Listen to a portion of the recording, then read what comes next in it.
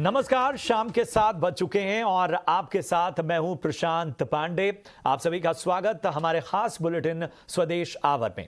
आज हम बात करने वाले हैं ब्रिटेन में ऋषि राज की। जी हां, समझ गए होंगे आप, एक भारतवंशी ऋषि सुनक के हाथ अब आ चुकी है ब्रिटेन की कमान। ब्रिटेन के इतिहास में ऐसा पहली बार है जब एक भारतीय मूल के शख्स को ब्रिटेन का प्रधानमंत्री बनाया गया है। आज सुनक ने प्रिंस चार्ल्स से तमाम औपचारिकताएं जो पूरी की जाती हैं ब्रिटेन में, वहां पर उन्होंने प्रिंस चार्ल्स से मुलाकात की। आप ये तस्वीरें देख सकते हैं और ब्रिटेन के प्रधानमंत्री का लेटर ऑफ अपॉइंटमेंट हासिल किया। इसके बाद 10 डाउनिंग स्ट्रीट में अपने संबोधन में उन्होंने कहा कि देश गंभीर आर्थिक संकट से गुजर रहा है, कुछ गलतियां हुई थीं जिन्हें सुधारने के लिए वो ये जिम्मेदारी उठाने जा रहे हैं। जरा वो बात सुन लेते हैं, आखिर क्या खास कहा अपने संबोधन में ऋषि सुनक ने, जरा सुनते हैं। I will place economic stability and confidence at the heart of this government's agenda. This will mean difficult decisions to come. But you saw me during COVID doing everything I could to protect people and businesses with schemes like furlough. There are always limits, more so now than ever. But I promise you this, I will bring that same compassion to the challenges we face today.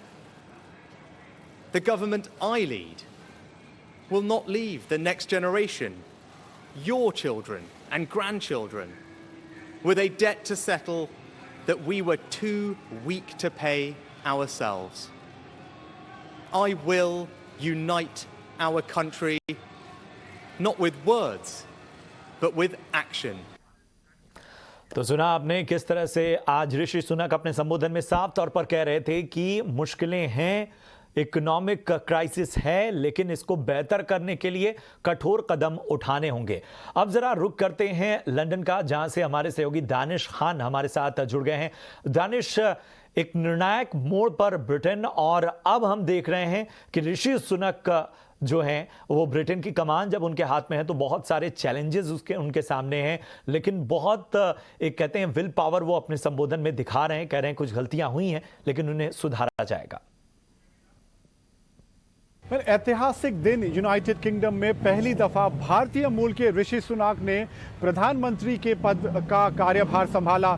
2015 में ऋषि सुनक पहली दफा सांसद चुने गए थे और बस 7 सालों के दरमियान ऋषि सुनक एक साधारण सांसद से आज इस देश के प्रधानमंत्री चुने गए हैं। कुछ ही क्षण पहले ऋषि सुनक ने 10 डाउनिंग स्ट्रीट के बाहर मीडिया को अपना स्टेटमेंट सुनाया, जिसमें उन्होंने बताया कि आगे जो है डिफ़िकल्ट डिसीजंस लेने पड़ेंगे उनको, ताकि इकोनॉमी को फिक्स किया जा सके, ताकि जो इन्फ्लेशन और जो दूसरे प्रॉब्लम्स हैं यूके में उसको किस तरह से टैकल किया जाए। ऋषि सुनक को 2022 में बोरिस जॉनसन ने वित्त मंत्री बनाया था और उसी दरमियान जब कोविड पैंडेमिक था, ऋषि सुनक ने कई योजनाओं की घोषणा की थी जो काफ़ी लोकप्रिय हुई थी यूनाइटेड किंगडम में। उसमें से एक अहम था फर्लो स्कीम, जिसके मुताबिक यूके की सरकार ने लोगों को पैसे दिए उनके पिछले साल के इनकम और टैक्स रिकॉर्ड्स के आधार पर। वो एक बहुत ही सरल स्कीम था जिसमें लोगों को केवल एक फॉर्म भरना पड़ता था और उसके बाद उनके बैंक अकाउंट में यूके गवर्नमेंट की तरफ से, सरकार की तरफ से पैसे पहुंचाए गए थे। वो स्कीम जो है काफ़ी लोकप्रिय हुआ था और उसके साथ साथ ऋषि सुनक ने एक और स्कीम की घोषणा की थी कोविड पैंडेमिक के दौरान, और वो थी रेस्टोरेंट्स को मदद करने वाली स्कीम, जिसमें सरकार जो है कस्टमर्स के का आधा बिल चुकाने का ऐलान किया था। वो स्कीम भी काफ़ी लोकप्रिय हुआ था क्योंकि उस दरमियान होटल्स और रेस्टोरेंट्स जो है उनके जो व्यवसाय को काफ़ी धक्का पहुंचा था। मगर इस स्कीम के बाद एक जो है मूवमेंट हुई थी रेस्टोरेंट्स के तरफ।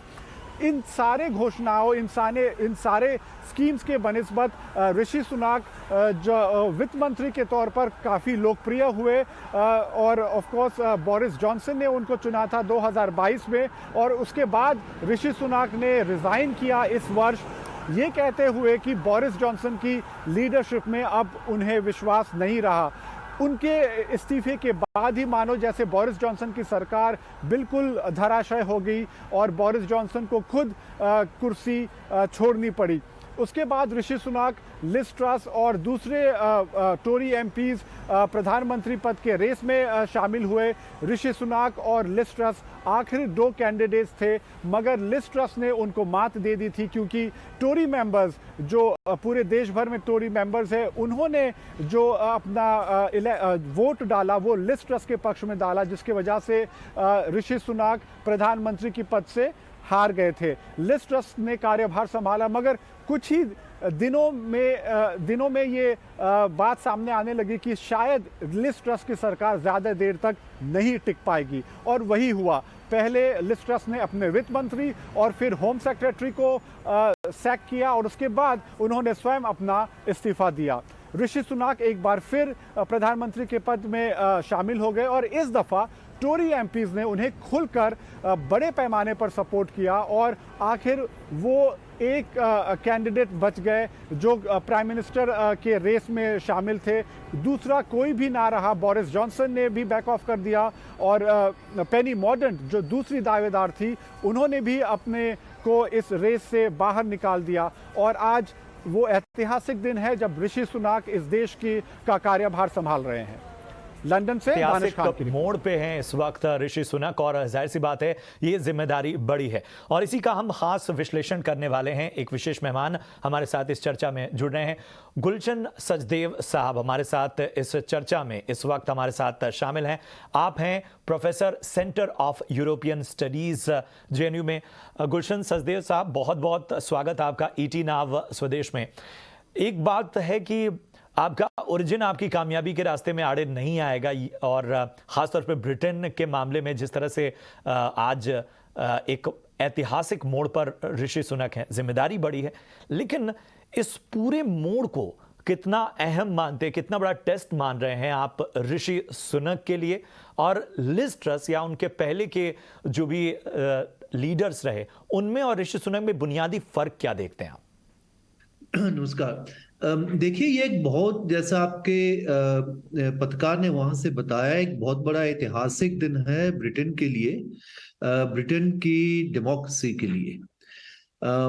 उसमें वैसे तो कोई इतनी बड़ी बात नहीं है, वहां पे काफी परिस्थितियां बदल रही हैं बार बार, राजनीतिक उठापटक वहां पे चल रही थी, लेकिन इस पूरे प्रोसेस के दौरान जिस ढंग से ब्रिटेन ने ऋषि सुनक को अपना प्रधानमंत्री माना है, और वो एक वहां के लिए ही नहीं बल्कि दूसरे लोकतंत्र के देशों के लिए भी एक बहुत बड़ा उदाहरण है, क्योंकि ब्रिटेन के बारे में ये माना जाता था कि काफी एटीट्यूड उनका जो बहुत पुराना रेसिस्ट एटीट्यूड रहा है, और ऋषि सुनक कोई पॉलिटिकली कोई बहुत पुराने दिग्गज भी नहीं रहे हैं। जैसे बताया कि सिर्फ 5-7 साल पहले वहां पे वो मेंबर ऑफ पार्लियामेंट बने थे, लेकिन जिस ढंग से उन्होंने कोविड के दौरान जिस मुस्तैदी से काफी अच्छा काम किया एज ए फाइनेंस मिनिस्टर वहां पे चांसलर से, अभी जिस तरह की परिस्थितियां ब्रिटेन के सामने हैं, एक तो जाहिर तौर से वहां पे एक बहुत गहरी पॉलिटिकल संकट से कंजर्वेटिव जो पार्टी है वो उस दौर से गुजर रही है। दूसरे जिस तरह के वहां पे आर्थिक संकट, जैसा सुनक साहब ने अपने पहले भाषण में ही उन्होंने कहा कि आर्थिक संकट एक बहुत बड़ा जो है ब्रिटेन देख रहा है। उसमें जिस तरह की वहां पे अभी महंगाई ब्रिटेन के अंदर है, पिछले 40 साल में ऐसी महंगाई वहां पे नहीं देखी गई थी, और पूरे दुनिया के अंदर और खासतौर से ब्रिटेन के अंदर भी जो मंदी के आसार नजर आ रहे हैं। तो जिस कंजर्वेटिव पार्टी ने इस पर्टिकुलर परिस्थिति के अंदर उनको लगा कि अगर उनको अगला चुनाव 2024-25 में जो होने वाला है, अगर उसको जीतने की कुछ गुंजाइश अगर बचनी है, तो वो अगर जब तक आने वाले 2-3 साल अभी उनके पास हैं, उसमें अगर वो ठीक से वापसी कंजर्वेटिव पार्टी दोबारा एकजुट हो जाती है और वो अर्थव्यवस्था को कोई अच्छी दिशा दे पाते हैं और कम से कम जो गिरावट आ रही है उसके अंदर रुकावट में ले आते हैं, तो अगले चुनाव में वो एक अच्छे तरीके से मतदाता के सामने जा सकते हैं। तो काफी मैच्योरिटी का कंजर्वेटिव पार्टी के एमपीज ने भी इसका उदाहरण दिया है और पूरे ब्रिटिश जो है पॉलिटिकल सिस्टम में भी इसको एक बहुत बड़ी एक माइलस्टोन माना जाएगा, क्योंकि ऐसी वहां पे इतनी जल्दी से कोई गुंजाइश नहीं थी कि एक छोटे इस टाइप के जो मतलब नॉन वाइट प्रैक्टिसिंग हिंदू, उसको वहां का प्रधानमंत्री वहां के कंजर्वेटिव पार्टी के एमपी सब मान लेंगे। तो एक बहुत बड़ा महत्वपूर्ण जो है ये एक उदाहरण है ब्रिटेन के लिए भी और दूसरी डेमोक्रेसीज के लिए भी। सचदेव सर, एक चीज और समझना चाहेंगे कि जिन संकटों का आपने जिक्र किया, और जाहिर सी बात है कि इन सब के बीच में न सिर्फ केवल कंजर्वेटिव पार्टी के लिहाज से बल्कि ब्रिटेन में भी ये संकट नजर आ रहा है, जो लीडरशिप और एक तरह से ऑप्शंस की कमी, इस पर भी हम विस्तार से बात करेंगे। लेकिन जरा भारत के नजरिए से समझना चाहेंगे कि ऋषि सुनक का वहां का प्रधानमंत्री बनना, भारत और ब्रिटेन के मौजूदा वक्त में जो रिश्ते हैं और इन सब के बीच में बार बार फ्री ट्रेड अग्रीमेंट का भी नाम ऊपर उठना, बार बार जिसको अभी हो जाना था कहा जा रहा था, जो कि अधीर में है, इन सब को समझना चाहेंगे कितना मायने रखता है इस पद पर ऋषि सुनक का होना भारत के लिहाज से। देखिए, ब्रिटेन और भारत के संबंध जो हैं पिछले कुछ सालों में एक अपवर्ड ट्रैजेक्टरी की तरफ हैं और अभी हमने उनके साथ कॉम्प्रिहेंसिव स्ट्रेटेजिक पार्टनरशिप, अपनी पार्टनरशिप को और अपग्रेड किया है। एक रोड मैप 2030 को भी दोनों देशों ने माना है और वहां पे लीडरशिप चेंजेस भले ही होती रही, चाहे वो बोरिस जॉनसन का जमाना था, उसके बाद वाले दूसरे, उससे पहले वाला भी और उसके बाद वाले भी जो नेता वहां पे आते रहे, लेकिन भारत और ब्रिटेन के जो संबंध हैं वो पहले से प्रगाढ़ होते रहे हैं और उसमें कोई बहुत बड़ा बदलाव मुझे नजर नहीं आता कि ऋषि सुनक के आने से कोई एक चमत्कार उसके अंदर कोई हो जाएगा। वो पहले से जो अच्छे हमारे संबंध हैं वो और अच्छे होते चले जाएंगे, क्योंकि उसके अपने एक दोनों के मायने हैं, दोनों देशों के हित इसमें जुड़े हुए हैं, चाहे वो आर्थिक तौर से हो चाहे वो सामरिक तौर से हो, दोनों देश पहले से काफी पहले से करीब आ गए हैं। अब बात आपने जो की, जो फ्री ट्रेड एग्रीमेंट की बात है, अब उसमें जब प्राइम मिनिस्टर जॉनसन जहां पे जब आए थे भारत के अंदर, तो उस टाइम ये कहा गया था कि दिवाली के टाइम हम नेगोशिएशन को कंक्लूड करने की कोशिश करेंगे और वो दिवाली आके चली गई है, लेकिन वो अभी तक कंक्लूड नहीं हुआ है।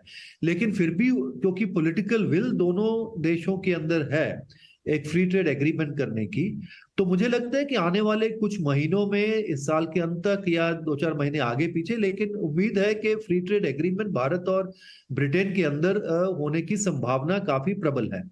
अब उसके अंदर जो दिक्कतें आ रही थी, मेन दिक्कत उसके अंदर शायद आ रही है कि जो भारत से जो आईटी प्रोफेशनल्स और दूसरे शॉर्ट टर्म माइग्रेशन की जो बात आ रही है, मोबिलिटी की बात है, उसके बारे में मुझे नहीं लगता है कि ऋषि सुनक के आने से कोई बहुत तेजी उसके अंदर आ जाएगी। अगर वो दिक्कतें हैं तो वो नेगोशिएशंस के थ्रू ही दोनों को निपटानी पड़ेगी, गिव एंड टेक जो नेगोशिएशंस में होता है, क्योंकि ऋषि सुनक के भी जो अपने विचार रहे हैं, वो भले ही भारतीय मूल के रहे हों, लेकिन उसके साथ वो कंजर्वेटिव पार्टी के मेंबर रहे हैं और प्रो ब्रेक्सिट उनका जो पूरा एक अपना उनका विचार था और वो ब्रिटेन के बॉर्डर्स को काफी मजबूत करना चाहते हैं, क्लोज करना चाहते हैं बाहर के देशों के लिए, ये उनका अपना एक विचार था। उसके साथ साथ वो फ्री ट्रेड एग्रीमेंट और फ्री ट्रेड एरियाज के भी काफी वो उसके प्रमोट करना चाहते हैं।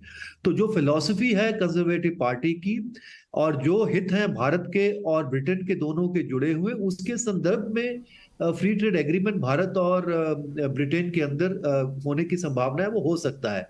लेकिन ये बात जरूर है, क्योंकि ऋषि सुनक के प्रधानमंत्री बनने से जो भारतीय मूल के लोग वहां पे रहते हैं उनका कद पहले से बढ़ गया है। उनको लगता है कि हमारे जैसा एक जो माइनॉरिटी का प्रैक्टिसिंग हिंदू है, वो वहां पे एक प्रधानमंत्री अगर ब्रिटेन का हो सकता है। और भारत में भी एक इसका एक अच्छी संभावना बनती है, क्योंकि लोगों को एक अच्छी फीलिंग होती है कि भारतीय मूल के लोग भारत जो बाहर हैं वो सिर्फ वहां रह ही नहीं रहे हैं, वहां पे अच्छे अच्छे पॉलिटिकल पोजीशंस के अंदर आ रहे हैं। उसके अलावा वहां के प्रधानमंत्री, जो कि ब्रिटेन जैसा देश जिसने भारत के ऊपर सैकड़ों साल तक राज्य किया था, वहां पे बिल्कुल। जाके प्रधानमंत्री बन सकते हैं। तो वो एक फीलिंग है। प्लस जो ब्रिटेन का जो पॉलिटिकल सिस्टम की जो मेच्योरिटी है, ये वो दिखाता है कि ब्रिटेन जो जिसके अंदर ऐसा नहीं है कि ब्रिटेन के अंदर तुरंत कोई रेसिज्म खत्म हो जाएगा अगर था, और उसके जो मल्टीकल्चरलिज्म जो बहुत कामयाब नहीं रहा है ब्रिटेन और यूरोप के अंदर, वो तुरंत कोई इससे बदल जाएगा। लेकिन ये बहुत बड़ा एक माइलस्टोन है ब्रिटिश डेमोक्रेसी के लिए भी, और जो वाकई। भारतीय मूल के लोग रहते हैं वो बाहर भी। लेकिन जब वो दोनों देशों की बात आती है तो उसमें यह बात जरूर है, क्योंकि अगर वो भारतीय मूल के हैं तो उनके साथ बातचीत करने में, भारत को समझने में उनको शायद दूसरे प्रधानमंत्रियों से और अच्छी समझ हो सकती है उस बात की। लेकिन वो निश्चित तौर से जो वहां जहां पे ब्रिटेन के हित जुड़े हुए होंगे, वो ब्रिटेन के हित की ही बात करेंगे, क्योंकि वो प्रधानमंत्री ब्रिटेन के हैं। बिल्कुल। जी। बहुत अहम बात आपने की कि हमें ये जरूर देखना है कि वो ब्रिटेन के प्रधानमंत्री हैं। भारत के लिहाज से हम एक साइकोलॉजिकली हम बहुत सारी चीज़ों को बहुत एडवांटेज लेकर चल सकते हैं, लेकिन जो कहते हैं कि बहुत सारी चीज़ों में एक राष्ट्र के तौर पर जब एक लीडर सामने होता है तो उसके सामने बहुत सी चुनौतियां हैं। एक चीज़ और सर समझना चाहूँगा, ब्रिटेन के पीएम का पद कोई सामान्य पद तो है नहीं, और हम ये देख रहे हैं ब्रेक्सिट के बाद से ही कि एक जो राजनीतिक अस्थिरता है उसमें फंसा हुआ है ब्रिटेन। और आज ऋषि सुनक का वहाँ के लीडर के तौर पर उभरना सरप्राइज तो नहीं रहा, लेकिन बहुत एक सवाल पैदा करता है, क्या ब्रिटेन में इस वक्त लीडरशिप के मामले में कंजर्वेटिव पार्टी के अंदर क्या चेहरों की कमी हो गई है? क्या इस वक्त ब्रिटेन अपने सबसे बड़े राजनीतिक संकट के दौर से गुजर रहा है? बाकी चुनौतियां तो हैं ही उसके सामने। देखिए, ब्रिटेन पिछले कई सालों से काफी चुनौतियों से जूझ रहा है, और उसकी कई चुनौतियां जो मौजूदा परिस्थिति के अंदर भी हैं, वो काफी हद तक वो जो है, वो जो ब्रेक्सिट जब वो यूरोपियन संघ से बाहर आया उसके बाद से अभी तक ठीक से ब्रिटेन शायद संभल नहीं पाया है। अब तीन चार चीजें वहां पे एक साथ जुड़ गई हैं। एक तो ये है कि पोस्ट ब्रेक्सिट जो सारी एडजस्टमेंट ब्रिटेन की इकोनॉमी को, ब्रिटेन की जो कंपनीज को कर रहे हैं, वो अभी तक पूरी नहीं हो पाई है, क्योंकि वो भी एक काफी बड़ा शॉक ब्रिटिश इकोनॉमी का, ब्रिटिश सोसाइटी के लिए। दूसरा, पेंडेमिक का जो इम्पैक्ट है वो भी अभी तक खत्म नहीं हुआ है, उसका इम्पैक्ट भी अभी नजर आ रहा है, अभी तक भी पूरी दुनिया की अर्थव्यवस्था के अंदर भी और ब्रिटेन की अर्थव्यवस्था। तीसरा, अभी जो सबसे मौजूदा जो दिक्कत है वो यूक्रेन का जो युद्ध है, और यूक्रेन के युद्ध के ऊपर उसके बाद जिस तरह से एनर्जी मार्केट, जिस तरह से वोलेटिलिटी, पूरे एनर्जी प्राइसेस वहां पे बढ़े हैं पूरे यूरोप के अंदर और ब्रिटेन के अंदर भी, और फूड प्राइसेस और जो सारी सप्लाई चेन की व्यवस्था, जो सारी उथल पुथल मची है पूरी दुनिया में, खास तौर से यूरोप में, उसका इम्पैक्ट भी वहां पे ब्रिटेन में नजर आता है। तो इन सारे, और उसके ये आर्थिक जो दिक्कतें हैं, उसके साथ साथ वहां पे जो कंजर्वेटिव पार्टी की अपनी आंतरिक जो कलह है, जिसके चलते हुए ये इस तरह की परिस्थिति आई है कि पिछले कई प्राइम मिनिस्टर वहां पे बदल गए हैं, और उस परिस्थितियों का ही शायद खेल है कि जिसके अंदर ऋषि सुनक को मौका मिला प्रधानमंत्री वहां पे बनने का। क्योंकि बोरिस जॉनसन ने जब वहां पे अपना इस्तीफा दिया, उसके बाद जब नया लीडरशिप का वहां पे चुनाव हुआ, तो तब आप देखें जो रैंक एंड फाइल है वहां पे कंजर्वेटिव पार्टी का, उन्होंने ऋषि सुनक को नहीं चुना था, उस टाइम लिस्टर्स को ही वहां पे चुना गया था। लेकिन उन्होंने जिस तरह से अर्थव्यवस्था को हैंडल करने की कोशिश की, जिस तरह की पॉलिसीज वो लेके आई, उसका काफी और धक्का वहां की अर्थव्यवस्था को लगा। तो जो पार्टी और जनता, उनके अंदर विश्वास उसका खो बैठे।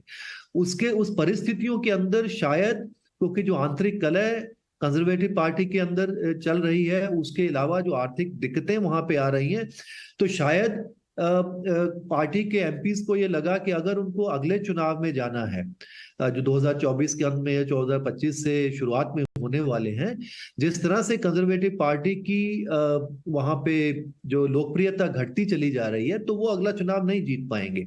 तो अगला चुनाव जीतने के लिए उनको कुछ ऐसा नेता प्रोफेशनल चाहिए था जो कम से कम अर्थव्यवस्था को ठीक रास्ते पे ले आए। और जैसा आपके पत्रकार ने बताया कि एक पेंडेमिक के दौरान इन्होंने काफी अच्छा उदाहरण दिया था, काफी अच्छी पॉलिसीज लेके आए थे। तो अब ये उम्मीद ये की जा रही है कि अब ऋषि सुनक के आने के बाद अगर वो अर्थव्यवस्था में कुछ सुधार ले आ पाते हैं, कम से कम स्टेबिलिटी लेके आ जाते हैं, और उसके बाद ये इनकी सबसे बड़ी चुनौती ये होगी कि इनको कंजर्वेटिव पार्टी के अंदर अपने आप को इस्टेब्लिश करना है ठीक से। हालांकि वो प्रधानमंत्री जरूर बन गए हैं, लेकिन अभी भी वहां पे काफी खींचातानी हो सकती है, किस तरह से वो कैबिनेट बर्ड्स को वहां पे उनको डिस्ट्रीब्यूट करेंगे, किस तरह से जब वो अगर मौजूदा संकट वहां पे खत्म हो जाता है उसके बावजूद बाकी जो लोग इनके प्रतिद्वंदी रहे हैं वो दोबारा से कैसे रिएक्ट करते हैं, तो वो तो आने वाला समय बताएगा। लेकिन एक अच्छा मौका इनको मिला है परिस्थितियों के अंदर। हालांकि पॉलिटिकल इनकी जर्नी बहुत थोड़ी रही है, अभी 7 साल से सिर्फ वो वहां पे एमपी बने, उसके अंदर चांसलर बने थे, अब प्राइम मिनिस्टर भी बन गए हैं। तो उसके अंदर ये कोशिश, अब अगला चुनाव जो करने जाएंगे उसके अंदर under the leadership of Rishi Sunak अगर वो जाना चाहेंगे तो इनको काफी वहां पे अपनी उपलब्धियों को गिनाना पड़ेगा और लोकप्रियता हासिल करनी पड़ेगी, तभी कंजर्वेटिव पार्टी को अपने पीछे वो लेके आएंगे। तो चुनौतियां उनके लिए काफी हैं, और मेन चुनौतियां जो है वो अंदरूनी है, राजनीतिक भी और आर्थिक भी। उसके अलावा जो अंतर्राष्ट्रीय पटल पे जो उसकी, क्योंकि बड़ी एक अर्थव्यवस्था है ब्रिटेन की, एक एक स्ट्रेटेजिक रोल उनका है, यूएन सिक्योरिटी काउंसिल के अंदर उनका सिक्योरिटी काउंसिल के अंदर सीट है, तो वो उनको शायद कोई बहुत बड़ी दिक्कत नहीं आएगी, क्योंकि वहां पे जो कंटिन्यूएशन ऑफ पॉलिसीज हैं ब्रिटेन की उसको, और इंटरनेशनल का एक्सपोजर रहा है, तो वो और अंतर्राष्ट्रीय नेताओं को उनको एक्सेप्ट करने में कोई दिक्कत नहीं होगी। जैसे अमेरिका के राष्ट्रपति ने और बाकी जितने भी नेताओं ने उनका स्वागत किया है, तो वहां उनकी दिक्कतें कम है अंतर्राष्ट्रीय पटल पे ब्रिटेन को। और लेकिन जो अंदरूनी है, पहले आर्थिक चुनौतियों को वो कबूल करते हुए उनको स्टेबिलिटी अगर लेके आते हैं और अपने आप को और पॉलिटिकली एस्टेब्लिश करते हैं, तो वो आगे काफी लंबे समय तक वहां पे लीड कर सकते हैं ब्रिटेन। बिल्कुल बिल्कुल, और यही सबसे बड़ी चुनौती है कि एक तो अपनी पार्टी में भी उनको बहुत कुछ प्रूव करना है, और जिस आत्मविश्वास के साथ देश को आगे बढ़ाना है, वो सबसे बड़ी चुनौती है, क्योंकि एक साथ कई मोर्चों पर उनको काम करना है। एक चीज़ और समझना चाहेंगे सर, जब भी कोई व्यक्ति इतने बड़े पद पर पहुंचता है तो बात आती है उसकी विचारधारा की, उसके पूरे राजनीतिक व्यक्तित्व की। ऋषि सुनक का पूरा जो, अगर हम बहुत स्पेसिफिक होकर केवल पॉलिटिकल उनके जेस्चर को देखेंगे, उनकी विचारधारा को देखेंगे और उनके रुख को चीन और बाकी देशों के हिसाब से देखेंगे, तो क्या कहता है आपका आकलन? देखिए, अब सीधी बात है कि ऋषि सुनक जो है वहां के पॉलिटिकल एलीट का हिस्सा है, एक अमीर आदमी है, उसके इनफैक्ट सबसे ज्यादा अमीर एमपी ही शायद वो होंगे ब्रिटेन की पार्लियामेंट के अंदर। और दूसरी बात है, वो कंजर्वेटिव पार्टी के नेता हैं, कंजर्वेटिव पार्टी के मेंबर रहे हैं, तो उनकी विचारधारा निश्चित तौर से कंजर्वेटिव पार्टी की जो विचारधारा है उससे वो बिल्कुल जुड़े हुए हैं, और उनकी नीतियां भी होंगी, चाहे वो ब्रिटेन के अंदर हो, चाहे वो भारत के साथ उनकी नीतियां हो जो पूरी दुनिया के अंदर होंगी, वो सब चीजें उसी को दर्शाएंगी। जैसे वो ब्रेक्सिट के संदर्भ में वो पूरा जो थे वो यूरोपियन संघ से ब्रिटेन को बाहर निकालने के पक्ष में थे पहले से। उसके बाद वो ब्रिटेन के अंदर एक फ्री ट्रेड की बात करते हैं, फ्री ट्रेड एरियाज की बात करते हैं, लेकिन इसके अलावा वो ब्रिटेन के बॉर्डर्स को काफी मजबूत करना चाहते हैं। तो जो माइग्रेशन वाली बात आती है उसके अंदर उनके विचार काफी कंजर्वेटिव हैं, वो कोई लिबरल विचार उनके उस चीजों के बारे में नहीं है। तो इसीलिए जो मैं बात कर रहा था, क्योंकि जो उनकी विचारधारा है वो कंजर्वेटिव पार्टी की पुरानी उसी विचारधारा पे है, और वो भारतीय मूल के भरे हों, लेकिन वो ब्रिटेन के अंदर जन्मे हैं, ब्रिटेन के अंदर वहीं पर उनका पालन पोषण हुआ है, वहीं की परिस्थितियों में, वहीं की विचारधाराओं में। और जिस तरह की उनकी जो कंजर्वेटिव पार्टी की अपनी विचारधारा है, वो उसी विचारधारा को चलते हुए अपनी पॉलिसीज को चलाएंगे।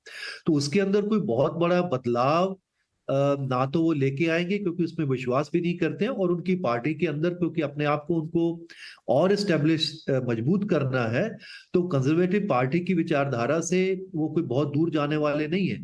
चाहे वो भारत के साथ भी जब वो बातचीत एफटीए की बात होगी, उसके अंदर अगर माइग्रेशन वगैरह की बात आएगी, तो उनके लिए भी कोई इतना आसान नहीं होगा कि किसी भी किस्म का लिबरल एटीट्यूड वो भारत की तरफ ले पाएंगे।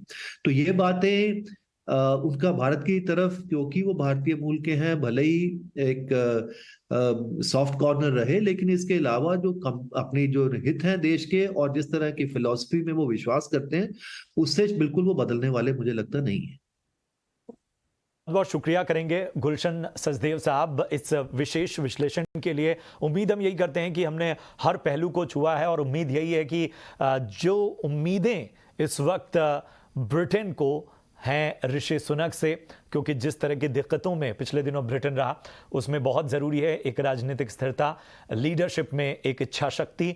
उनके स्पीच में वो बात नज़र आ रही है। उम्मीद यही करते हैं कि वो ब्रिटेन को एक बार फिर से ट्रैक पर ले आएंगे। बहुत बहुत शुक्रिया सचदेव सर हमसे जुड़ने के लिए और इस खास विश्लेषण के लिए। और चलिए कुछ और अहम खबरों की ओर बढ़ते हैं। बाजार की बात अब सब कर लेते हैं। पिछले 7 दिनों की तेजी आपके सामने रही, लेकिन उस पर आज ब्रेक लग गया। निफ्टी दिन की ऊंचाई से 170 अंक फिसलकर 17,656 पर बंद हुआ। सेंसेक्स में 288 और निफ्टी बैंक में 182 अंकों की गिरावट रही। हालांकि मिड कैप इंडेक्स में तेजी नजर आई। निफ्टी के सबसे ज्यादा गिरावट वाले शेयर नेस्ले और हिंदुस्तान यूनिलीवर रहे, जबकि टॉप 10 गेनर्स में टॉप गेनर्स की अगर हम बात करें तो टेक महिंद्रा और मारुति थे। बाजार के दिन भर का हाल बता रहे हैं मेरे सहयोगी डिम्पी कालरा। मुहूर्त ट्रेडिंग के बाद आज का मार्केट जो था वो थोड़ा लो वॉल्यूम पे काम हो रहा है, क्योंकि कल बलि प्रदा की छुट्टी थी, इसलिए आज बाजार के अंदर काम एक सीमित दायरे के अंदर हुआ। कुल मिला के 90 पॉइंट मार्केट ने आज अपने शेड किया और डेज लो पे जाके क्लोज हुआ है। अगर आप एडवांस डिक्लाइन भी देखेंगे तो आज डिक्लाइंस की संख्या ज़्यादा है, वो करीब 1200 प्लस है और एडवांसेस करीब 750 के आसपास हैं। कुल मिला के इसको एक हल्की प्रॉफिट बुकिंग कहा जा रहा है, क्योंकि ठीक दिवाली से पहले या मुहूर्त ट्रेडिंग वाले दिन बाजार के अंदर 7 सेशन का लगातार नॉनस्टॉप हमको तेज़ी बनती हुई दिखी है। तो इसलिए आज मेरे सिर्फ एक प्रॉफिट बुकिंग ही बाजार के अंदर हावी रही। आज जब बाजार को हम पूरा कुल मिला के देख रहे हैं तो उसमें कुछ तेज़ी वाले शेयर्स भी स्क्रीन पे थे, जिन्होंने इस बाजार के प्रॉफिट बुकिंग में पार्टिसिपेट नहीं किया, बल्कि वो चले। पहले मैं जरा निफ्टी के टॉप गेनर्स की लिस्ट में आ जाता हूँ। वहाँ पर अगर आप देखेंगे तो आईटी का पार्टिसिपेशन वापस आया। टेक महिंद्रा, मारुति सुजुकी के 28 तारीख को नंबर आने, 27 तारीख की डेरिवेटिव एक्सपायरी और 1 तारीख से फिर आपके सेल्स के नंबर आने हैं। तो 3-4 अहम ट्रिगर की वजह से शॉर्ट कवरिंग जोरदार हुई है। जीएसडब्ल्यू स्टील, आयशर मोटर्स, ये कुछ एक वो शेयर्स थे जो आज निफ्टी को काफ़ी सपोर्ट करते हुए दिखे। निफ्टी के अंदर आज प्रॉफिट बुकिंग जहाँ पे सीवियर थी वो था नेस्ले। नेस्ले आपको ध्यान होगा पिछले 4-5 दिन से चल रहा था। एचयूएल के नंबर्स के मार्जिन्स में थोड़ी प्रॉब्लम आई, तो ये डेज लो पे आज जाके बंद हुआ। ये प्रीवियस सेशन में भी यानी कि मुहूर्त ट्रेडिंग में भी करीब 4% नीचे था। कोटक और बजाज फिनसर्व जैसे शेयर्स ने भी आज प्रॉफिट बुकिंग कराई, करीब 2-2% के आसपास की। आ जाते हैं इसके अलावा आज का साल का हाई किन शेयर्स ने टेस्ट किया निफ्टी के हिसाब से अगर आप देख रहे हैं तो आज एसबीआई काफ़ी अच्छा चला। ना केवल वो काफ़ी अच्छा चला, उसने साल का 52 वीक हाई भी टेस्ट किया। और इसके अलावा सिप्ला, सनफार्मा और आईसीआईसीआई बैंक, ये कुछ एक वो शेयर्स थे जिन्होंने आज का 52 वीक हाई यानी कि साल का ऊपरी स्तर को टेस्ट किया है। आ जाते हैं अब जरा छोटे मझोले कैटेगरी के अंदर, यानी मिड कैप 500 की कैटेगरी के अंदर, जहाँ पे शेयर्स के अंदर आप जो मूवमेंट है वो आपकी स्क्रीन पर आएगा। आज एमसेक्स काफ़ी ज़ोरदार चला। आज के सेशन में ही करीब 9% ऊपर, लास्ट सेशन में मुहूर्त ट्रेडिंग में 4% ऊपर, तो करीब 13% 2 दिन के अंदर शेयर चल चुका है। बीएचईएल के अंदर भी ताबड़तोड़ तेज़ी देखने को मिल रही है और इसके अंदर भी एक नया ब्रेकआउट बता रहे हैं। ज़्यादातर एनालिस्ट ये कह रहे हैं कि अगले संवत का बेहतरीन शेयर होगा। गैस के प्राइसेस इंटरनेशनल मार्केट्स में कम हुए हैं, $9 पर MMBTU से घट कर $5 पर MMBTU हुए हैं। उसका फ़ायदा काफ़ी हद तक डिस्ट्रीब्यूशन कंपनीज, जिसको हम गैस डिस्ट्रीब्यूशन कंपनीज कह रहे हैं, वो धीरे धीरे डिस्काउंट कर रही हैं अगली सीरीज़ के अंदर। आज जो मंदी के शेयर्स आपको जहाँ पे प्रॉफिट बुकिंग हुई है मिड कैप कैटेगरी में, शॉपर स्टॉप आपको ध्यान होगा काफ़ी तेज़ी से शेयर चला था, लेकिन अब प्रॉफिट बुकिंग 6% नीचे। होम फर्स्ट के अंदर भी करीब 4% है, लेकिन ध्यान दें होम फर्स्ट फाइनेंस के अंदर आज हमारे जो मेहमान हैं वो उनका कहना है कि ये काफ़ी बुलिश है इस पर नीले शाम। और इसके अलावा कजारिया सिरेमिक्स में भी प्रॉफिट बुकिंग है। आप इसमें देख पा रहे होंगे 2-3 शेयर ऐसे हैं जो कि सिर्फ फेस्टिवल से जुड़े हुए थे, तो इसमें टिपिकली दिवाली कंप्लीट होने के बाद अब प्रॉफिट बुकिंग आई है। तो आज का दिन एक महर लो वॉल्यूम के साथ एक रेंज का प्रॉफिट बुकिंग का डे था। अब देखना होगा कि कल की छुट्टी के बाद बाजार इंटरनेशनल मार्केट्स को लेकर कैसे प्ले करता है। तो कल का जो यूएस मार्केट्स का प्ले भी होगा वो भी बाजार के अंदर काउंट करना होगा। परसों हम आज का और कल का दोनों दिन के टेकिंग्स के बाद हम ओपन होंगे। जानकारी दे रहे थे हमारे सहयोगी डिम्पी कालरा। और हर दिन आपके लिए कमोडिटी मार्केट की बारीक बातों को आसान भाषा में एक खास सेगमेंट के जरिए हमारे सहयोगी विश्व मोहन लेकर आते हैं। तो आज क्या है कमोडिटी की ABCD में, जरा देख लेते हैं।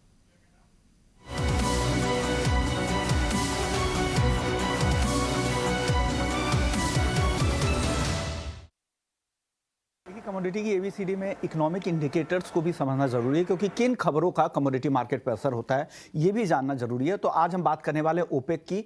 ओपेक क्या होता है, कैसे हुई शुरुआत? 1960 में 5 मेंबर्स के साथ इसकी शुरुआत हुई थी। हालांकि अब फिलहाल 13 देश इसके मेंबर्स हैं।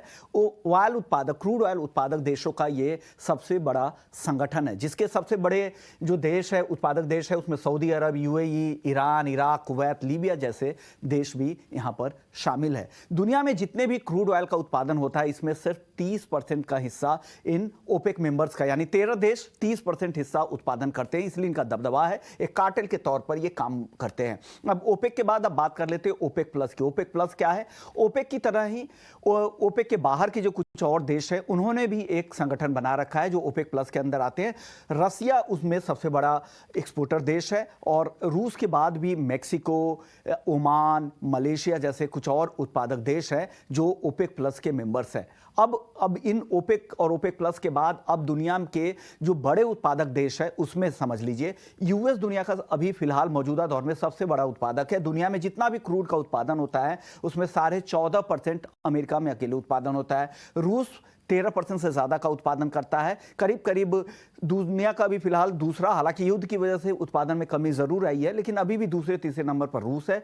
सऊदी अरब दुनिया के 12% उत्पादन अकेले सऊदी अरब में होता है। इसके अलावा कनाडा, फिर इराक 5वें नंबर पर है। तो ऐसे हैं। कंज्यूमर्स की अगर बात करें तो दुनिया के सबसे बड़े उत्पादक होने के साथ यूएस दुनिया का सबसे बड़ा कंज्यूमर भी है क्रूड का। चीन दूसरे नंबर पर आता है, भारत तीसरे और जापान चौथे नंबर पर बड़े कंज्यूमर्स में आता है। अब क्रूड का गणित समझिए। क्रूड ऑयल बैरल में जो हम सुनते हैं, लेकिन बैरल में होता क्या है? बैरल में 159 लीटर क्रूड ऑयल होता है, कच्चा तेल होता है, जिसमें मिक्सिंग और रिफाइनरिंग के बाद 170 लीटर बन जाता है। इसमें से अब पेट्रोल, डीजल, बाकी पेट्रोलियम प्रोडक्ट्स कैसे बनते हैं? तो 73 लीटर पेट्रोल, 39 लीटर इससे डीजल बनाए जाते हैं, फिर 7 लीटर केरोसिन और 51 लीटर अन्य पेट्रोलियम प्रोडक्ट्स यहां पर बनाए जाते हैं। लेकिन कुछ और गणित आप समझा दूं कि एक बैरल क्रूड से कितना परसेंट क्या बनता है। तो कुल जो 159 लीटर है उसमें से पेट्रोल का हिस्सा है 43% पेट्रोल में चला जाता है, डीजल बनने में 22% के आसपास, जेट फ्यूल 8.7 और एलपीजी करीब करीब 4% हिस्सा जाता है,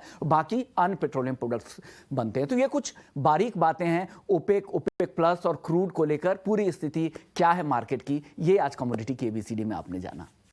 तो एक नई चीज आपने जानी, और इस तरह की जानकारियां आगे भी कमोडिटी की ABCD में हम बताते रहेंगे। इधर दिग्गज टेक कंपनी गूगल को एक बार फिर बड़ा झटका लगा है। कंपटीशन कमीशन ऑफ इंडिया यानी CCI ने गूगल पर 936 करोड़ से ज्यादा का जुर्माना ठोका है। CCI ने गूगल को प्ले स्टोर पॉलिसी से जुड़ी एंटी कॉम्पिटिटिव पॉलिसी अपनाने का दोषी माना है। क्या है पूरी खबर, बता रहे हैं हमारे सहयोगी अनुराग जोशी। अनुराग, बताएं आखिर क्या है ये पूरा माजरा? भारत के anti trust regulator competition commission of India ने गूगल पर 936 करोड़ रुपए का जुर्माना लगाया है। ये जुर्माना इस आरोप पर लगाया गया है कि गूगल ने अपने डोमिनेंट मार्केट पोजीशन का दुरुपयोग किया। इसका ताल्लुक गूगल के प्ले स्टोर से है, जहां एंड्रॉयड यूजर्स को ऐप डाउनलोड करने या खरीदने के लिए और कोई विकल्प नहीं है। CCI ने गूगल पर सीज एंड डेजिस्ट का भी ऑर्डर लगाया है और कहा है कि वह अपना व्यवहार एक तय समय के अनुसार मॉडिफाई करे। गूगल पर ये एक हफ्ते के अंदर दूसरा जुर्माना है। अक्टूबर 20 को सीसीआई ने गूगल पर 1338 करोड़ रुपए का जुर्माना एंटी कॉम्पिटिटिव प्रैक्टिसेस जिनका संबंध गूगल के जिनका संबंध एंड्रॉयड मोबाइल डिवाइसेस से है उसके वजह से लगाया था। सीसीआई ने कहा कि यूज़र्स को प्ले स्टोर पर केवल गूगल के बिलिंग सिस्टम के ज़रिए जाना पड़ता है, जो कि वन साइडेड और आर्बिटरी है। बहुत बहुत शुक्रिया करेंगे अनुराग आपका इस अहम जानकारी के लिए। इधर करीब 2 घंटे तक आज ठप रहा व्हाट्सएप, हालांकि बाद में इसकी मैसेजिंग सर्विस बहाल हो गई। सर्वर डाउन रहने से पूरी दुनिया के लोगों को व्हाट्सएप की सेवाओं का इस्तेमाल करने में मुश्किलात आई। ना ही यूजर्स मैसेज भेज पा रहे थे, ना किसी का मैसेज रिसीव कर पा रहे थे। लोग काफ़ी इससे परेशान रहे क्योंकि व्हाट्सएप पर निर्भरता आजकल बढ़ गई है। व्हाट्सएप सर्वर डाउन होने पर मेटा ने कहा कि इस समस्या की जानकारी उन्हें है और इसे ठीक करने के लिए, क्योंकि बहुत सारे और भी फ्रंट पर इसमें कुछ चैलेंजेस आ रहे हैं जिसको वो ठीक कर रहे हैं। नेटवर्क का थोड़ा इशू था जिसमें बहुत सारी प्रॉब्लम आई है। मैंने भी देखा है कि पता चल रहा है लोगों की कॉल्स आ रही हैं कि यार मेरा व्हाट्सएप नहीं चल रहा, मेरे फ़ोन में प्रॉब्लम आ गई। बट देखा गया तो वो बैकएंड से दिक्कत थी। हर इंसान को तकलीफ ही होती है। कोई किसी को कोई बात करनी हो तो बंदा कैसे बात कर पाएगा। व्हाट्सएप के बिना तो कोई काम ही नहीं है हमारा, सारे काम ही हमारे व्हाट्सएप से होते हैं। कुछ फाइलें वगैरह मैं इधर उधर कर रहा था, कुछ फोटोज़ मेरे को इधर उधर सेंड करनी थी अपने फ्रेंड्स को, तो उसमें मेरे को दिक्कत आ रही थी। देखिए समस्या तो बहुत है, जैसे ऑफिस के भी काफ़ी सारे काम होते हैं और ज़्यादा अगर बिजनेस की बात करो, किसी भी चीज़ की भी बात करो तो 80% हमारा व्हाट्सएप से ही होता है। मुझे काम था, मुझे अर्जेंट बाहर जाना था, उसके लिए भी व्हाट्सएप आने के लिए सब बंद हो गए तो बहुत प्रॉब्लम हो रहा था। फिर मैंने कॉल चेक किया, मेरा कॉल तो चालू है, फिर ठीक। बहुत परेशान था आज, मुझे बहुत सारा कॉल करने का था, मैसेज आने था, वो भी नहीं आया। तो मैं समझ रहा था कि बंद है। परेशान है कि मैसेज क्यों नहीं आ रहा है और मैसेज क्यों नहीं जा रहा है, वही ढूंढ रहा था। मैं सोचा मेरा नेट ख़राब है क्या। बाद में वाईफाई कनेक्ट किया, उसमें भी नहीं हो रहा है। बाद में न्यूज़ चैनल देखा कि व्हाट्सएप बंद है 90 मिनट से बोल के। तो मुश्किल में रहे लोग व्हाट्सएप के सर्वर डाउन होने से। और इधर आईडीबीआई बैंक अगले 1 से 2 महीने में म्यूचुअल फंड बिजनेस से बाहर निकल सकती है। हमारे सहयोगी अंकुर मिश्रा बता रहे हैं कि आखिर ये पूरा मामला है क्या।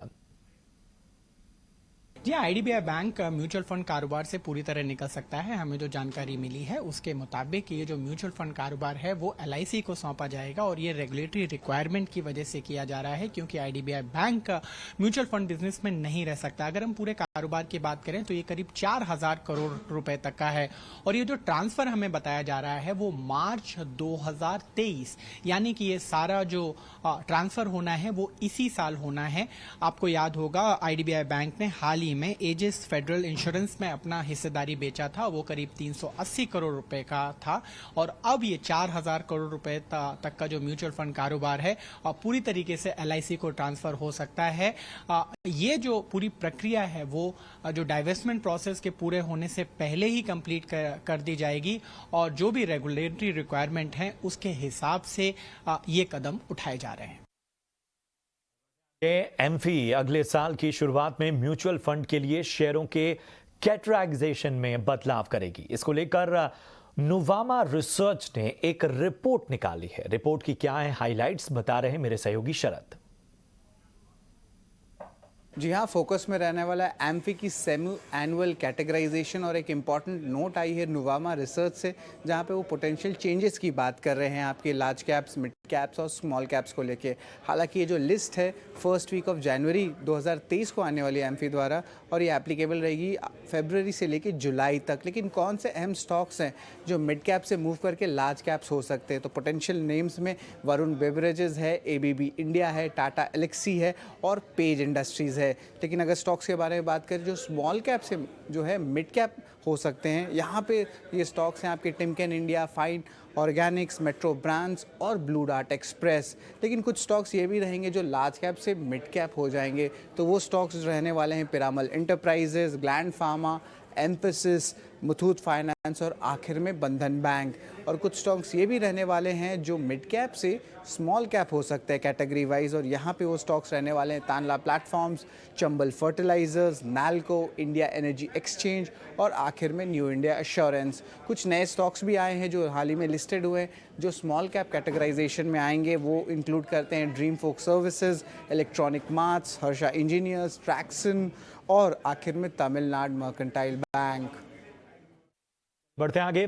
नवंबर में करीब 20 कंपनियों के आईपीओ लॉक इन पीरियड इनके खत्म हो रहे हैं। पेटीएम, नायका, डिलीवरी और पीबी फिनटेक इसमें शामिल है। कहां रखें नजर, डिटेल्स के साथ जुड़ गए हैं मेरे सहयोगी शरद दुबे। शरद, ओवर टू यू। नवंबर का महीना फोकस में रहने वाला है। तकरीबन 20 कंपनियों की जो आईपीओ लॉक इन पीरियड है वो ख़त्म होने वाली है नवंबर के महीने में। इसका मतलब है ज़्यादा सप्लाई आ सकता है शेयर्स का जो रिसेंटली जो एक साल में लिस्ट हुए आईपीओ में, और बड़े दिग्गज नाम भी हैं जैसे कि पेटीएम, नायका, पीबी फिनटेक और डिलीवरी। अब आगे जाते हुए एनालिस्ट का दो तरफ से एक्सपेक्टेशन है। एक है कि वेदर आपके जो pre IPO investors stocks hold करके रखेंगे या अपनी पोजीशन लिक्विडेट करेंगे, और अगर पोजीशन वो लिक्विडेट किए तो एनालिस्ट का मानना है कि एक शार्प डिप जो है प्राइसेस में देखने मिल सकता है, स्पेशली जो न्यू एज टेक कंपनीज़ हैं उनको लेके। ऑफकोर्स जो रूल्स में मैं बता देता हूँ कि जो प्री आईपीओ इन्वेस्टर्स होते हैं उनको लगभग 6 महीने जो है आईपीओ के बाद जो है स्टॉक्स को होल्ड करना होता है, मिनिमम रूल्स है। और प्रमोटर्स के लिए 20% उनका स्टेक 1 साल आईपीओ से दूर करके जो है उनको होल्ड करना पड़ता है। लेकिन कौन से अहम स्टॉक्स है जो फोकस में रहेंगे? ऑफकोर्स जो बड़े 4 अहम स्टॉक्स हैं, पेटीएम जिनका इशू साइज़ 18,000 करोड़ से ज़्यादा था, उनका लॉक इन पीरियड 18 नवंबर को खुलेगा। पीबी फिनटेक, नायका, डिलीवरी भी फोकस में रहेंगे। इनके आईपीओ साइज़ 5,000 करोड़ के ऊपर थे और इनका भी जो लॉक इन पीरियड ख़त्म होगा वो लगभग 15 नवंबर से 24 नवंबर के बीच होगा। लेकिन और कौन से स्टॉक्स हैं जिनके जो लॉक इन पीरियड ख़त्म होने वाले नवंबर में? उसमें सबसे पहले आता है सफायर फूड्स, उसके बाद rainbow children, Paradeep phosphates, campus activewear, Fino payments bank, और इसके अलावा 2 स्टॉक्स जो आते हैं टासन प्रोडक्ट्स और गो फैशन। बढ़ते हैं आगे और अब बात करते हैं सूर्य ग्रहण की। भारत में साल का आखिरी सूर्य ग्रहण खत्म हो गया। देश में करीब 2 घंटे तक ये दिखाई दिया। यह आंशिक सूर्य ग्रहण पूर्वोत्तर भारत के कुछ हिस्सों को छोड़कर देश के कई हिस्सों में नजर आया। सबसे पहले ये अमृतसर में शाम 4:19 पर नजर आया। वहीं मुंबई की हम बात करें तो 6:09 पर सूर्य ग्रहण दिखाई दिया। ज़्यादातर जगहों पर सूर्यास्त के साथ ग्रहण भी खत्म हुआ। अपनी टीवी स्क्रीन पर जो आप तस्वीरें देख रहे हैं वो अलग अलग शहरों की है। सूर्य ग्रहण की ये तस्वीरें हैं। ग्रहण के मौके पर देश के मंदिरों के कपाट बंद रहे। वहीं कई लोगों ने पवित्र नदियों और सरोवर में डुबकी लगाई। ग्रहण खत्म होने के बाद शुद्धिकरण की परंपरा के बाद मंदिरों के कपाट खोले गए। भारत के अलावा दूसरे देशों की बात करें तो सूर्य ग्रहण यूरोप, नॉर्थ अफ्रीका, मध्य एशिया और एशिया के दूसरे हिस्सों में देखा गया।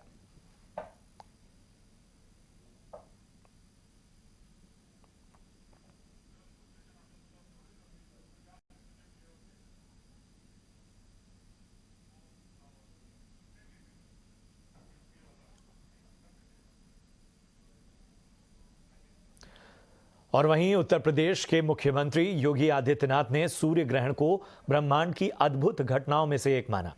सीएम योगी ने गोरखपुर में ये आंशिक सूर्य ग्रहण देखा।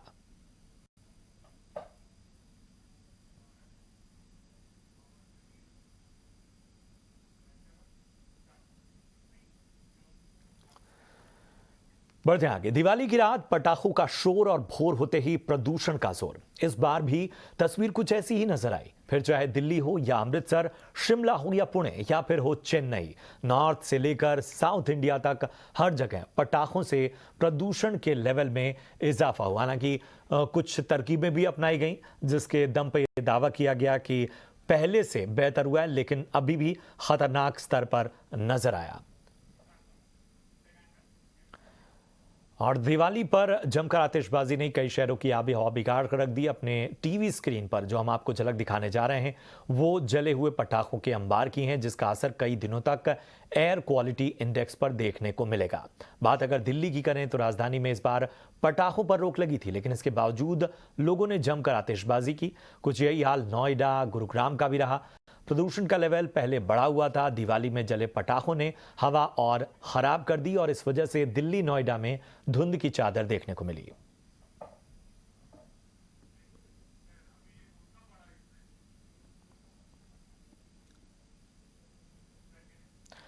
और दिल्ली में दिवाली पर पोल्यूशन लेवल बढ़ा है, लेकिन एक्सपर्ट्स के मुताबिक पिछले 4 सालों के मुकाबले इस बार की एयर क्वालिटी बेहतर है।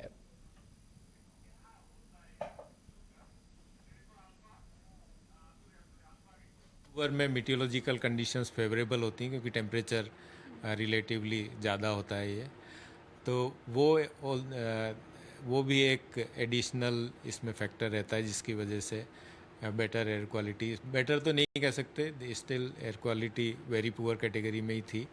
लेकिन पिछले 4 सालों यानी 2018 से अभी तक अगर हम कंपेयर करें तो ये दिवाली का सबसे कम प्रदूषण स्तर अभी देखा गया है। सर, हमने देखा कि जो गवर्नमेंट है यहाँ पे उन्होंने फायर क्रैकर बैन भी इम्पोज किया था, तो क्या सर उसका भी असर देखा? और खासकर हम बात करें कि विंड भी एक बहुत बड़ा फैक्टर होता है सर पोल्यूशन में, तो उसका क्या कंट्रीब्यूशन रहा है सर इस टाइम?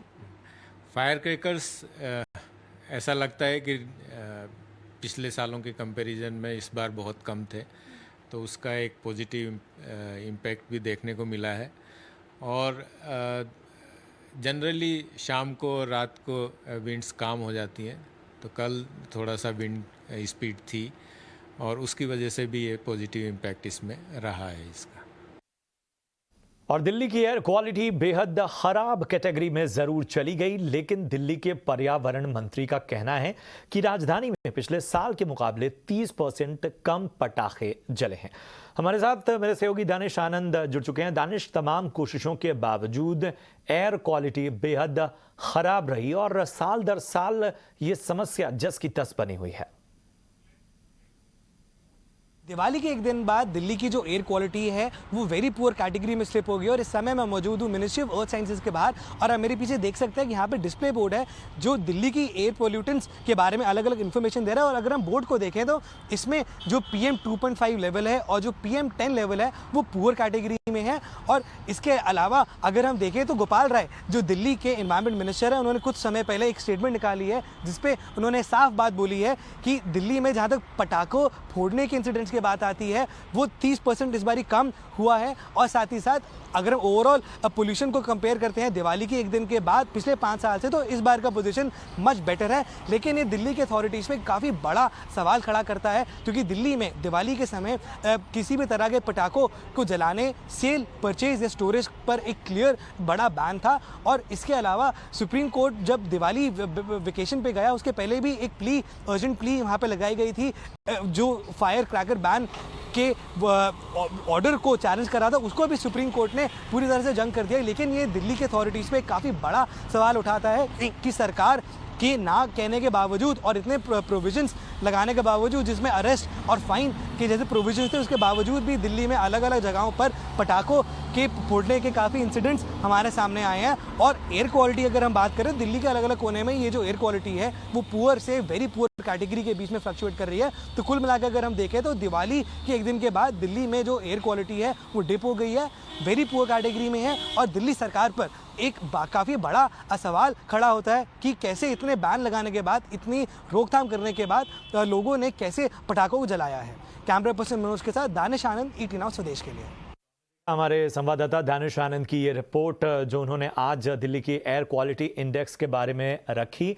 लेकिन दिल्ली ही क्यों, आप अमृतसर ले लीजिए, अब आप ऊपर पहाड़ों में भी जाएं तो इधर शिमला, हिल स्टेशन, सब जगह कमोबेश वही हाल है। दिवाली में फोड़े गए पटाखों का असर अमृतसर की एयर क्वालिटी में कैसे देखने को मिला, जरा देखिए।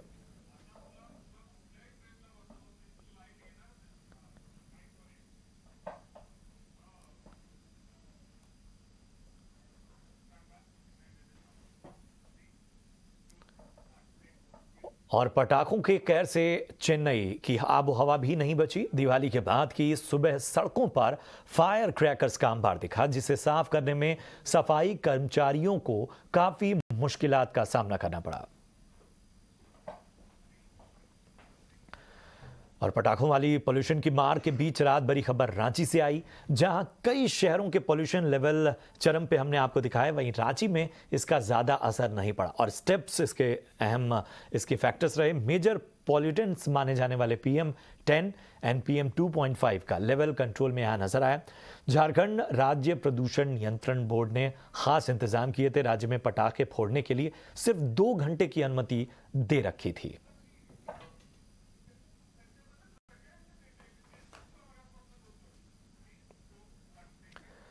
और अब बात गुजरात के चुनाव के मद्देनजर चुनाव आयोग ने राज्य का कई दौरा भी किया और वहां हालात और तैयारियों की रिपोर्ट ली। वहीं दूसरी तरफ गुजरात में सभी सियासी दलों ने पहले से ही वोटरों को रिझाना शुरू कर दिया है।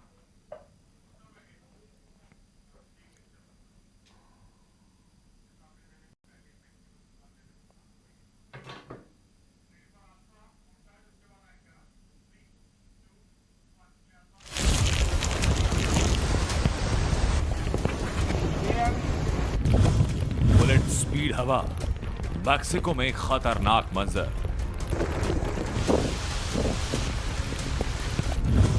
हवा का खतरनाक रूप, सब कुछ उड़ा देने वाली रफ्तार।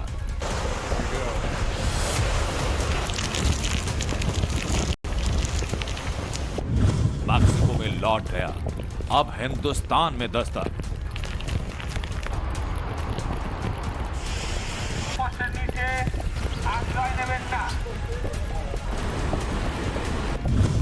मैक्सिको टू कोलकाता, समंदर से एयर सुनामी।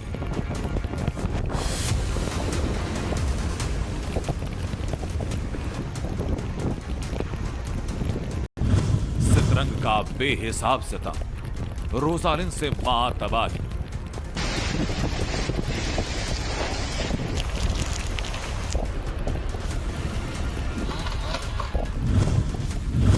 दो देश, 25 करोड़ इंसान, समुद्री बवंडर से सावधान। तो सितरंग तूफान, इसकी चर्चा आजकल बहुत है और अब आपको हिंदुस्तान से 15,000 किलोमीटर दूर मैक्सिको के समंदर में उठे एक बवंडर की तस्वीर दिखाते हैं, जिसने मैक्सिको में जबरदस्त तबाही मचाई है।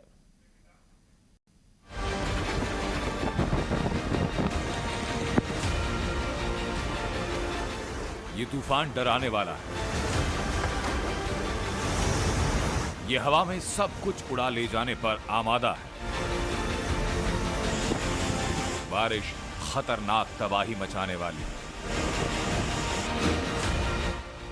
भारत से 15,000 किलोमीटर दूर मैक्सिको में रविवार की रात ऐसा खतरनाक मंजर, जिसे आप अपनी टीवी स्क्रीन पर देख रहे हैं। मैक्सिको में आए समुद्री तूफान से हवा और पानी का ऐसा खतरनाक कुदरती कॉकटेल तैयार हुआ, जिसने घंटों तक मैक्सिको के 2 शहरों में जबरदस्त तबाही मचाई। समंदर से उठे बवंडर की रफ्तार इतनी ज्यादा कि अंदाजा पेट्रोल पंप की छत को देखकर लगाई। पेट्रोल पंप की छत हिल रही है। ऐसा लग रहा है कि किसी भी वक्त ये छत पेट्रोल पंप पर गिर जाए। चले बढ़ते आगे। दुनिया का अपना ग्लोबल डेवलपमेंट हब कर्नाटक अपने मजबूत इको फ्रेंडली इकोसिस्टम के चलते भारत का सिलिकॉन वैली कहा जाने लगा है। 3 दिन तक चलने वाला global event Karnataka investors meet aerospace और डिफेंस इंडस्ट्री के निवेशकों, MSME खासकर स्टार्टअप के सामने संभावनाओं के द्वार खोलने जा रहा है। इस इवेंट के जरिए कारोबार के नए अवसरों की राह खुलेगी। 2 से 4 नवंबर तक चलने वाले कर्नाटक ग्लोबल इन्वेस्टर्स मीट में देश और दुनिया की उद्योग और कारोबार जगत की दिग्गज हस्तियां शिरकत करेंगी और एंटरप्रेन्योर्स को सफलता के गुरु मंत्र देंगी।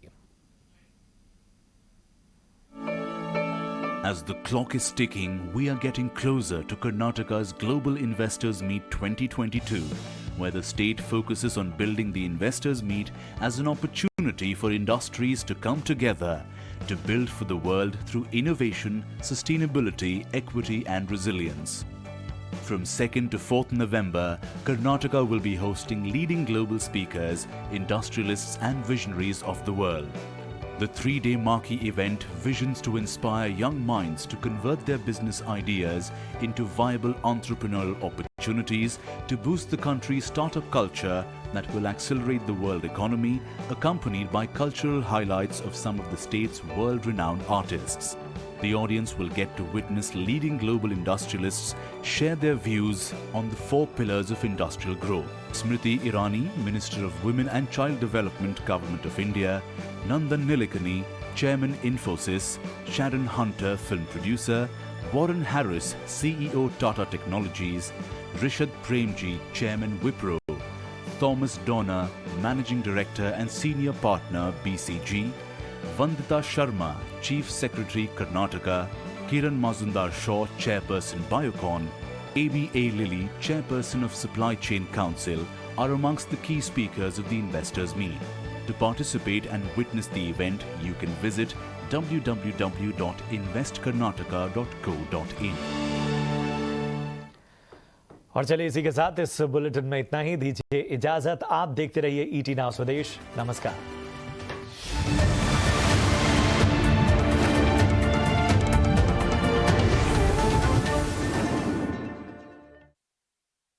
ईटी नाउ स्वदेश पर जुड़िए मार्केट के दिग्गज टेक्निकल एनालिस्ट्स के साथ। बाजार के ट्रेंड्स जो बनाएंगे आपके पोर्टफोलियो को मजबूत, उनका अनुभव और पार की नजर बनाएंगे आपके मुनाफे को धमाकेदार। ओपनिंग बेल से लेकर दिन के आखिरी ट्रेड तक पाइए कमाई के अनगिनत आइडियाज।